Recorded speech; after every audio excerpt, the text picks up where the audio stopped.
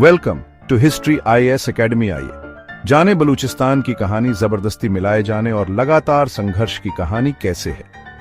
1947 में भारत में ब्रिटिश राज खत्म हो गया। उपमहाद्वीप भारत और पाकिस्तान में बंट गया। बलूचिस्तान एक रियासत ने शुरू में आजादी चुनी और भारत के साथ मिलना चाहता था, लेकिन जब यह बात रेडियो पर चली तब पाकिस्तान को पता चला और पाकिस्तान बलूचिस्तान पर हमला करके उसे जबरदस्ती पाकिस्तान में मिला लिया।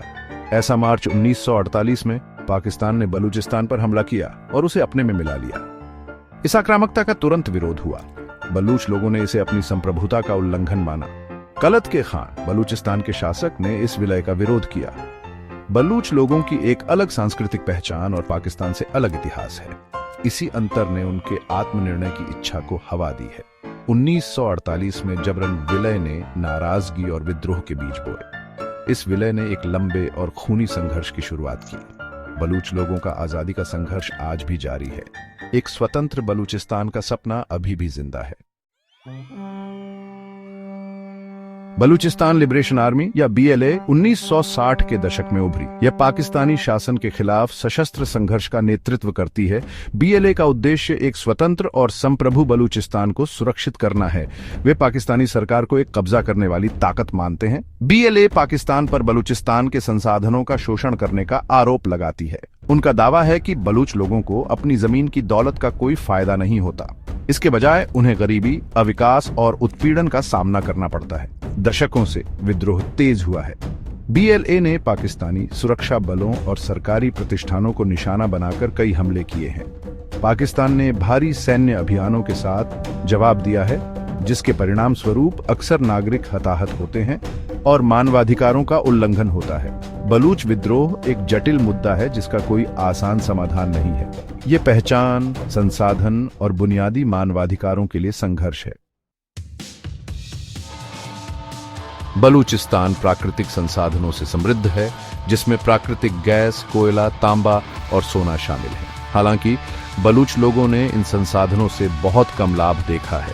इसके बजाय उन्हें व्यापक गरीबी और अविकास का सामना करना पड़ता है। पाकिस्तानी सरकार और सेना बलूचिस्तान के संसाधनों के निष्कर्षण और शोषण को नियंत्रित करते हैं।